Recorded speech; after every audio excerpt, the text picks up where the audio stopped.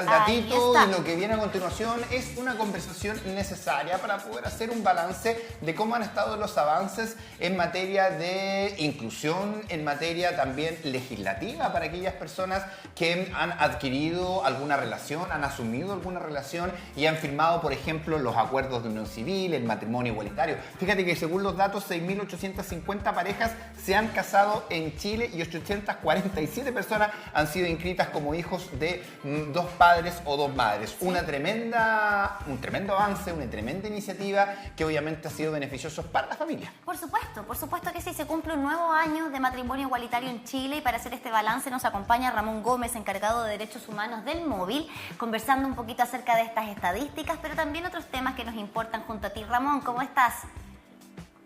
Luis, Camila, ¿cómo están? Bien, contentos con este balance porque, claro, lo hablábamos, esto dio la oportunidad para formar familia, para tener ese respaldo también, porque las familias se estaban formando, se existían, pero no tenían ese respaldo, ese reconocimiento frente a las leyes, frente a los beneficios y también frente a esta situación de querer tener o adoptar a un niño con todas las situaciones que hoy día vive nuestro sistema de apoyo precisamente a los más pequeños. ¿Cómo evalúan ustedes como Móvil esta iniciativa, este nuevo aniversario de esta ley? Bueno, ya Luis, son 3 años de vigencia de esta norma y sin duda te has dado en el clavo porque la evaluación principal tiene que ver con el concepto de familia. El concepto de familia, felizmente, gracias a la ley de matrimonio igualitario, ha cambiado. Se entiende que las familias son diversas, que las familias no son solo entre parejas de distintos sexos, sino que también involucran a parejas del mismo sexo. Y además, más revolucionario aún, se reconoce algo elemental, que las parejas del mismo sexo tienen hijos o tienen el deseo de adoptar hijos. Y esta norma vino a facilitar esa posibilidad, terminando con una indefensión, porque estos niños o niñas, si al padre o a la madre le sucedía algo en el pasado, quedaban en absoluta desprotección y no tenían ninguna posibilidad, además, los padres de incidir en los establecimientos educacionales, incluso en los sistemas de salud en caso de que el niño o la niña se enfermara. Entonces, esto viene a resolver temas muy concretos, reales, problemas que afectaban a las parejas del mismo sexo y a su hijo, pero además implica una revolución cultural, ¿no? Un cambio en la sociedad que lentamente se ha ido adecuando a estas transformaciones y permite que todas las familias puedan reconocer sus derechos estatalmente, no solamente frente a sus seres queridos, sino que también el Estado reconozca el derecho a la igualdad, el derecho al final de cuentas el derecho a ser tratados como seres humanos, en igualdad de condiciones. Por supuesto, finalmente el matrimonio igualitario es eso, ¿no? Es venir a entregar una garantía de la cual estaban privadas muchas personas en nuestro país versus las parejas heterosexuales, ¿no? Era algo que costaba un poco entender. Ahora lo que sí, yo creo que esto nos da cuenta también es de el deseo que va más allá de simplemente ser pololos, ser convivientes, sino que lo que decía Luis, ya establecernos como una familia ante las leyes de Chile. Y ese deseo en las parejas heterosexuales ha ido a la baja, lo que es bien sorprendente cuando comparamos las cifras, ¿cierto?, con el matrimonio igualitario. Más de 6.800 personas han contraído matrimonio bajo esta figura del matrimonio igualitario, parejas que incluso anularon sus acuerdos de unión civil para poder casarse ante la ley. Cuéntanos un poquito esto, cómo viene también a ser un avance en materia de derechos para la comunidad LGBTIQA+, pero también esta muestra de, oye, nosotros siempre quisimos acceder a este derecho, ustedes lo estaban dejando un poco de lado, y nosotros lo queríamos. Así es. Camila, sin desmerecer el gran aporte que significó la unión civil, porque fue también un gran aporte, y no hay ningún país del mundo además que hubiese aprobado la ley de matrimonio igualitario sin antes haber tenido unión civil para parejas del mismo sexo. Había que dar ese paso. La ley de unión civil tiene muchos efectos positivos, pero no tiene el componente simbólico que tradicionalmente ha tenido el matrimonio y que era negado a las parejas del mismo sexo. Que más de 600 parejas hubiesen anulado su unión civil para contraer el matrimonio igualitario, viene a decirnos algo que costó mucho que la autoridad lo entendiera, ¿no? Que la unión civil no resolvía el problema. Resolvía los problemas de aquellos que querían unión civil, pero no resolvía el problema de aquellos que querían unirse en matrimonio.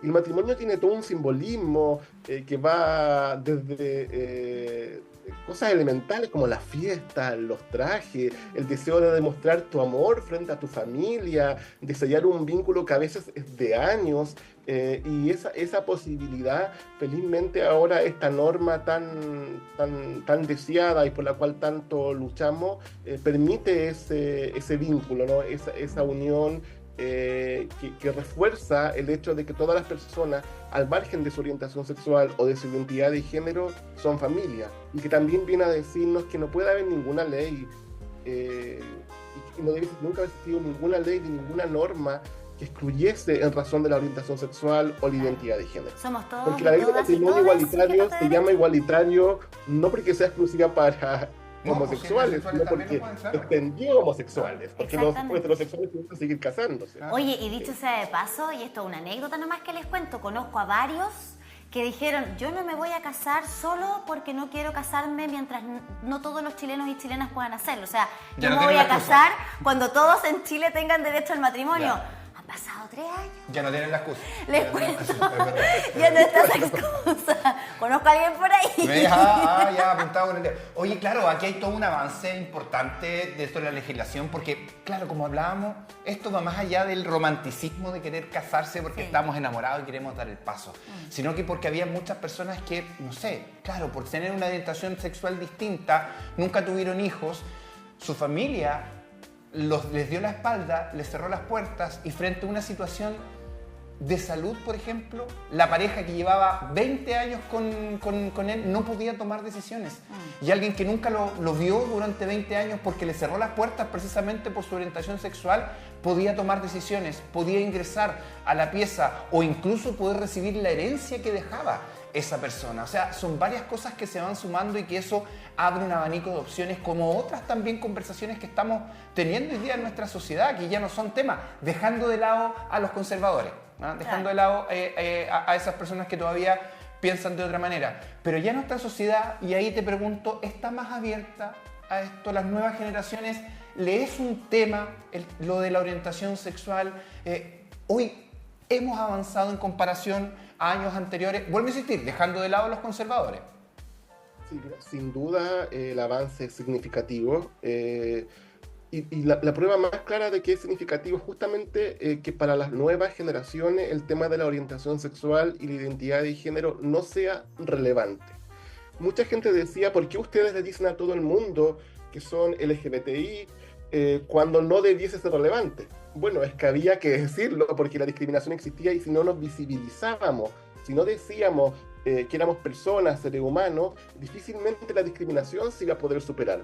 Entonces, esta etiqueta LGBT es relevante para las personas adultas a las cuales hay que seguir sensibilizando, orientando la igualdad de derechos, pero felizmente para las nuevas generaciones, en su mayoría, hay excepciones por supuesto, para las nuevas generaciones este es un tema irrelevante. Nosotros nos da mucho agrado cuando escuchamos a madres y padres que dicen, vengo a pedir ayuda por cosas que me ha dicho mi hijo o mi hija y que yo no logro entender, y quiero estar a la altura de lo que va entendiendo y va comprendiendo mi hijo y mi hija. Entonces eso demuestra una gran brecha generacional, que esperamos que a medida que vaya corriendo el tiempo y vayan pasando los años, esa brecha deje de existir, ¿no? Y al final a nadie le signifique algo relevante el hecho de ser LGBTI o no para acceder a algún tipo de derecho en igualdad de condiciones. Ramón, y si bien hemos avanzado en materia de igualdad ante la ley con este matrimonio igualitario que ya cumple 3 años y que nos alegramos por supuesto de que así sea, particularmente por las familias y también por aquellas familias con niños, me gustaría preguntarte qué está pasando en materia de, no sé, sociedad. Y aquí yo quiero traer a la conversación al sector conservador. Creo que aquí esto nos compete a todos y todas, independiente de nuestra orientación sexual, nuestra identidad de género, nuestro pensamiento político y nuestro pensamiento valórico, ¿no? El componente valórico, espiritual de las personas también importa. Y ahí me gustaría preguntarte por otro tema quizás más ligado al espectáculo, pero que no deja de tener relevancia. Los representantes de Chile de este año en el Festival de Viña, tanto el dúo Metalengua como Dani Raid en la competencia internacional, Metalengua dicho sea de paso que ganó en la folclórica, bien ahí, fueron blanco de muchísimas críticas y ataques. No solo por la canción que eligieron para representar a nuestro país, sino más bien por todos estos componentes que estamos conversando ahora. La discriminación, los ataques por la orientación sexual o la expresión de género de una persona, por eso fueron blancos de críticas. Y particularmente Dani, con su canción Inferno Daga, fue considerada una blasfemia para la Iglesia Católica, en voz de quien hoy día es arzobispo de Santiago, ¿cierto? Y fuera antes arzobispo de Concepción, Fernando Txomalí. Esa crítica particularmente también dio espacio para muchas otras relacionadas con la orientación sexual y expresión de género de Dani Raib. Me gustaría preguntarte para ustedes como Móvil, ¿cómo analizaron, cómo vieron esta situación? Mira, reconociendo que hemos avanzado mucho en derecho, no deja de ser cierto que en los últimos 3 años los discursos de odio han aumentado. Para graficarlo de alguna manera, todas las encuestas en Chile demuestran que la aceptación a la población LGBTIQ+, felizmente ha ido en aumento. Pero al mismo tiempo, quienes rechazaban nuestros derechos se han rearmado y han levantado discursos que son bastante nocivos para la dignidad humana, desde la acusación de pedofilia a las acusaciones que no tenemos moral o somos inmorales. Y lamentablemente ese discurso ha permeado al establishment político y al establishment también quizás de algunos sectores que están vinculados a la cultura y el espectáculo. Y lo que más se aprecia lamentablemente en la actualidad en redes sociales son más discursos desfavorables que favorables a la igualdad de derechos, que todavía no logran hacer retroceder lo que hemos avanzado en términos culturales, pero sí están impactando en el Estado. No debemos olvidar que el año anterior, por ejemplo, el censo excluyó a las orientaciones sexuales y a las infancias trans de sus consultas, lo que fue una nueva muestra del impacto que están teniendo los discursos de odio y la manera como están premiando los distintos poderes del Estado. El Congreso Nacional el año anterior no dio ningún avance en temas LGBTIQ+, en temas que son pendientes. Uno de ellos es la reforma a la ley Zamudio. Entonces, aquí se aprecian dos realidades, ¿no? Lo que está pensando el ciudadano común y corriente, lo que está pensando la sociedad, que felizmente acepta cada vez más, pero el Estado nuevamente se está replegando. Lamentablemente nuevamente está retrocediendo en el reconocimiento a los derechos. Y aquí confluyen muchas cosas, ¿no? Confluye por un lado la homofobia y la transfobia tradicional, pero además se mezcla con otras expresiones de odio como la xenofobia. Así como los derechos LGBTI avanzamos porque también avanzaron los de las mujeres, porque también avanzaron las personas con capacidades diversas, cuando se afecta a uno de los sectores discriminados, lamentablemente todos se empiezan a afectar. Y la xenofobia galopante que hay en el país, que es dramática, sin duda también está influyendo en cómo el Estado percibe su aceptación respecto a otras realidades. Es muy triste lo que está sucediendo a nivel político. Nosotros animamos al Estado, al gobierno, al Congreso, al Poder Judicial, a no ceder a pretensiones que son ideológicas. Aquí se ha establecido desde 1940 que los derechos humanos son universales, es decir, no pueden depender de la ideología o de quién nos gobierna de turno. Y lo que vemos ahora que lamentablemente nuestros derechos siguen dependiendo de quién gobierne. Y tememos mucho lo que va a suceder en el futuro. Estamos en una situación bastante angustiante con el ascenso de la ultraderecha. La ultraderecha ha avanzado significativamente en el mundo y el Chile no es la excepción. Y su retórica, su discurso es muy agresivo. Sí, Y Ramón, creemos que quienes son progresistas debiesen enfrentarse a ese tipo de afrentas. perdón que te interrumpa, pero bueno, a propósito, solo para complementar, la discusión en materia de género también ha disminuido considerablemente. Esto competente al género femenino, particularmente, también ha ido bajando en el nivel de tanto mediático como a nivel Congreso en nuestro país, ha ido bajando. Pero, ¿tú crees, por ejemplo, que, vuelvo un poquito al punto de los dichos del arzobispo Txomalí, midió quizás el arzobispo el alcance que iba a tener su declaración respecto de una canción? Porque parece un tema muy simple. Sí, se puede simplificar mucho. Oye, pero si era una canción nomás. Y él se refirió a la canción nomás. Pero ¿se mide el alcance que esto llegó a tener en términos de odiosidad en contra de una persona en particular y a un colectivo en general?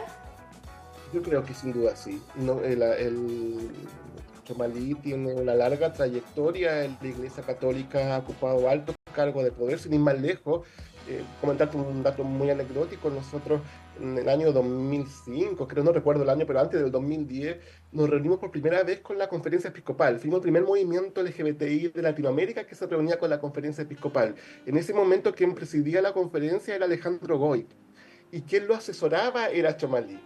Y nosotros la única impresión que siempre hemos tenido de Chomalí, por ejemplo, en esa reunión, fue que él era bastante distante, mientras Alejandro Goy era bastante abrazador. Entonces, él proviene, él, además, él pertenece a una corriente más conservadora al interior de la Iglesia Católica. Y él sabe, y como todo el mundo sabe, que los discursos de odio han aumentado. No se podría haber pensado que atacar la canción de Dani Reed iba a significar algo que no iba a tener impacto. Lo está teniendo. Y lo tuvo de manera grave, porque además que no se atacaba solo la canción, se atacaba también a la figura de él, a la figura de Dani, quien, dicho sea de paso, jugó un rol bastante importante en visibilizar nuestros derechos. Porque una cosa es ser LGBT, que él lo es, y otra es competir con un tema que habla sobre la materia. Entonces, a nosotros nos interesaba lo que hacía Dani, no porque fuera LGBT, porque a esta altura no debiese importarnos que un LGBT compita o no, sino porque se atrevió a ir con un tema que denunciaba los abusos de la Iglesia Católica, la discriminación de la Iglesia Católica. Entonces, acá, ¿qué esperaba Chomalí? Esperaba que uno se silencie frente a los abusos, o que los denuncie o lo aborde en el debate público, y en este caso específico a través del arte y la cultura, porque esto, al final de cuentas, era arte y cultura lo que está la propuesta de Dani Reed. Entonces, frente a tu pregunta, sin duda sabía el impacto que podía tener, y sabía el impacto que podía generar en amplios sectores de la sociedad, y sobre todo ahora que las redes sociales están bajando sus niveles de control frente a los discursos de odio. En X ya no hay ningún control. No. Instagram ha bajado sus niveles de control. Google lamentablemente avisó que por primera vez en junio no va a desplegar bandera LGBT. Entonces, de las grandes empresas que dominan el espacio cibernético, también ha habido un repliegue. Entonces, es en ese contexto que Chomalí debe saber que existe, en el cual emite su juicio. Entonces, sin duda sabía que iba a haber un impacto funesto, y lo lamentable es justamente eso, ¿no? Que sabía lo que iba a suceder. No, sí, bueno, no me lo imagino de otra manera. Entendiendo que no solamente es cardenal, o sea, es arzobispo en la región metropolitana, sino también es cardenal, o sea, está un pasito antes nomás de poder llegar a ser papa, o sea, está en la élite de la Iglesia Católica, entonces le daba fuerza al mensaje, en este caso, como lo estabas conversando. Pero claro, aquí tenemos una realidad también que enfrentar en materia cultural, pero también en materia legal. Sabemos, lamentablemente, ahora pronto se está por cumplir ya un nuevo aniversario, entiendo el 13º, muchas gracias, aniversario de la muerte de Daniel Zamudio, que entiendo ahora el 8 de marzo fue cuando lo agredieron, cuando ingresó grave al recinto hospitalario y luego fallece a fines de marzo, el 27 de marzo. ¿Cómo hemos avanzado en esta materia? Si bien esto no solamente trajo una ayuda, una espalda legal a las personas de la comunidad, sino que también a todos nosotros con respecto a la discriminación, finalmente. Sí. Lo sucedido, bueno, Daniel ingresó, fue el 3 de marzo específicamente, cuando sufrió el ataque, el 2 y el 3 de marzo, porque fue la noche y la madrugada de esa noche. Recordando el hecho, no olvidemos que además él estuvo durante casi 24 horas como NN, porque su rostro estaba completamente desfigurado, y la madre pudo reconocerlo más de 24 horas después. Y sin duda ese caso sensibilizó a todo el espectro político y social, y dio cuenta de algo que la gente no podía creer, ¿no? Que la homofobia y la transfobia matan. Y es algo que se creía que era un invento de los movimientos, ¿no? Que la homofobia y la transfobia se expresaba en crímenes de odio.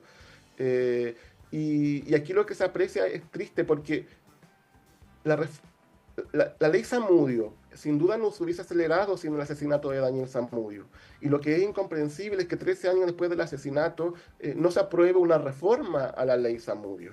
La ley Zamudio no la utiliza casi nadie, porque es muy difícil, de la manera como está redactada, comprobar la discriminación, y porque además no hay reparación para la víctima. A lo más quien discrimina es sancionado con 2 millones de pesos y esos 2 millones de pesos se van al fisco, ni siquiera se van para la víctima. Y más aún, si no logro comprobar que me discriminaron, me pueden multar. Entonces, ¿quién va a usar la norma? Poca gente la usa. Y esa dificultad, esas obvias dificultades que se vienen diciendo desde que la ley se aprobó, pensábamos que iban a ser asumidas por el Estado como un debate, como un desafío a superar en el corto plazo. No, ya llevamos 13 años esperando, este tema está estancado en una comisión mixta. No olvidemos además que la Cámara de Diputados rechazó la reforma el año anterior, entonces ahora lo encontramos en la comisión mixta para debatirla. Y la comisión mixta no se ha autoconvocado para hablar sobre el tema. Entonces, eso demuestra que hemos avanzado, como insisto, a nivel cultural, pero a nivel estatal se siguen las consideraciones políticas electorales siguen siendo superiores a la universalidad de los derechos humanos. La familia de Daniel, que ha empujado y ayudado a empujar muy también fuerte la reforma, está muy dolida y dañada, ¿no? Porque todas esas promesas que hubo, ven que se están debilitando a nivel estatal. Y eso es algo que sin duda el Estado debe superar. Nosotros insistimos principalmente en llamar al gobierno, presidente Boric, a que le ponga suma urgencia a la tramitación y a que el Congreso Nacional no se deje secuestrar por los discursos de la ultraderecha. Mira, nosotros somos un movimiento independiente, pero la ultraderecha, sin duda, no hay duda de que es una corriente que violenta derechos de las mujeres, que violenta derechos de los migrantes, que violenta derechos de las personas de las diversidades sexuales y de género, y no se puede seguir permitiendo que esos discursos sean tan agravosos. Nosotros hemos visto incluso como diputados, cuando tenemos que ir hemos ido a debatir este tema, como diputados de ultraderecha han tratado a la diputada Emilia Schneider en masculino. Y uno se dice, si con autoridad como la diputada están haciendo eso, ¿qué nos queda a quienes ni siquiera somos autoridades? Sí. Es algo muy triste, muy lamentable escuchar cómo la masculinizan pares digo, del Congreso, ¿no? Claro. Y no reconocen su identidad de género. Ahora, por ejemplo, cuando salió en el ámbito más cultural del espectáculo, cuando salió Luz Pascal en la gala del Festival de Viña del Mar, la cantidad de discursos de odio cuando publicamos algo a favor de ella en redes sociales que hubo, desconociendo también su calidad de mujer, son innumerables, son difíciles de contar. Entonces hay una movilización fuerte de quienes se oponen a nuestros derechos. Y es brutal, Ramón, que no se haga todavía por un sector de la población esta conexión entre el discurso de odio y las prácticas de odio. Da la impresión de que de verdad fueran ciegos a esta realidad, porque uno no logra comprender cómo todavía no se logra instalar que el machismo mata y la homofobia mata, la transfobia mata. Tenemos ejemplos claros de mujeres que han sido asesinadas por sus parejas, por celos, por posesión, por creer que no tienen el derecho a continuar con su vida una vez que termina la relación. Y así todo tenemos un grupo de personas que insisten que el machismo no mata, a que el feminismo es violento.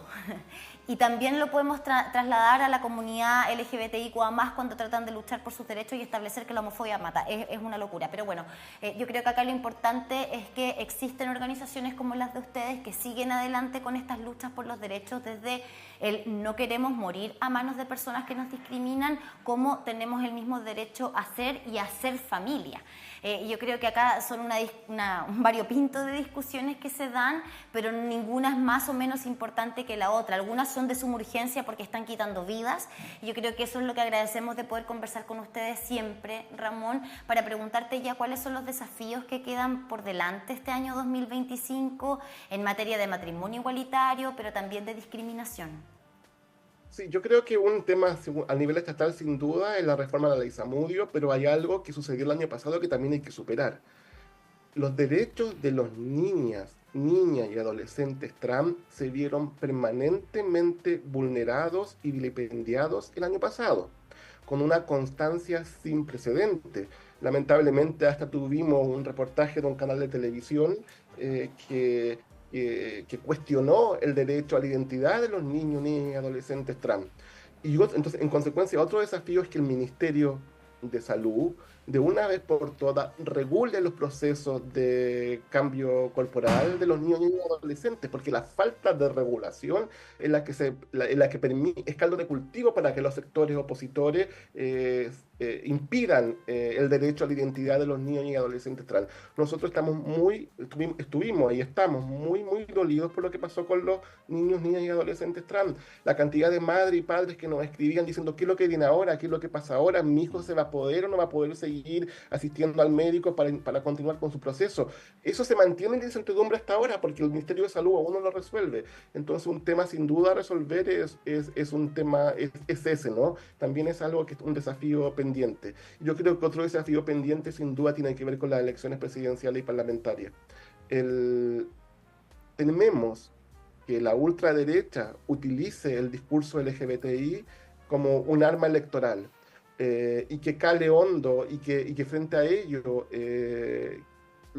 quienes son de la izquierda o la derecha tradicional guarden silencio. No creemos que vayan a apoyar, pero que guarden silencio. Creemos que tiene que haber en las elecciones, si se va a provocar el debate, que sea un debate efectivo, no en un debate unilateral de quienes nos agreden frente al silencio de quienes dicen apoyarnos, pero guardan silencio.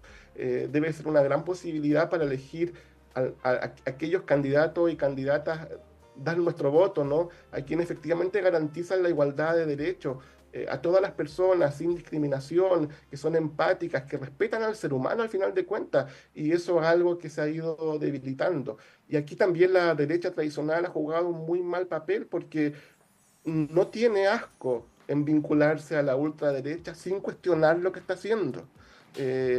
Nosotros decimos que ahora, mira, por ejemplo, quieren olvidar el legado. Sebastián Piñera fue una figura muy importante para el avance de los derechos LGBTI, siendo un hombre de derecha, no de la derecha liberal, y pareciera ser que la derecha tradicional quiere olvidar ese legado, ¿no? Porque ahora toda la derecha parece que se quiere colgar al legado de Sebastián Piñera, pero a ese legado LGBTIQ+ no se quieren colgar. Entonces, ¿de qué estamos hablando, no? ¿Cuál es la realidad cuál es la honestidad del debate? Y ahí yo creo que la elección, el debate electoral va a ser muy importante que esto sea transparente.